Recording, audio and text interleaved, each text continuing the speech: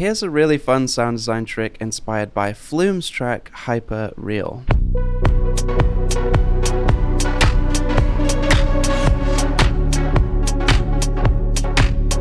So here's our starting chord sound and MIDI. Feel free to copy the preset if you like.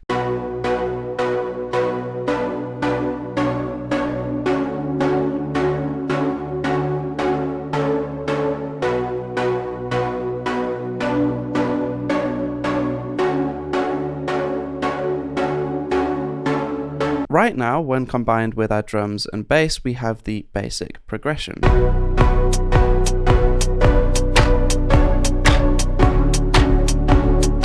Let's jump straight into the technique by putting a filter delay on our chord sound.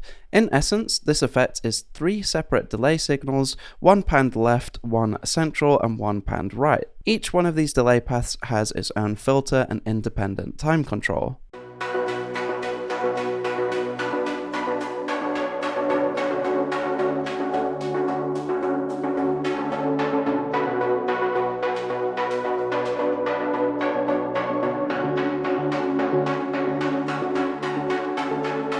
The real key to this technique is to turn the dry signal all the way down, so we're only hearing the filter delay. We're also going to lower the feedback control, so each delay chain only triggers once per note, essentially resulting in our filter delay becoming the instrument itself.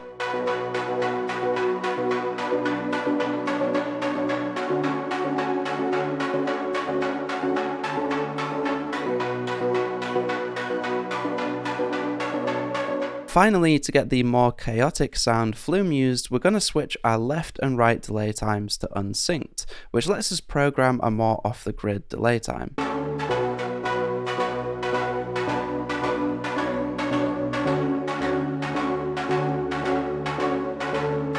Now, because our synth is obviously delayed, to make sure our chords are still in line with our bass, we can shift our MIDI a little earlier to compensate for this. While we're here, we can sprinkle in some additional notes for our filter delay to react to, creating more rhythmic interest.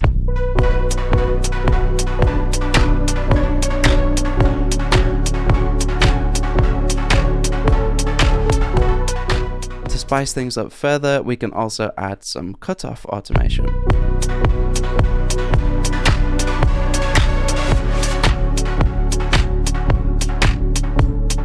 Okay, so the real secret sauce to this technique, and the reason the Flume version sounds so dynamic, is the constantly shifting delay times. One way to achieve this would be to simply record some automation.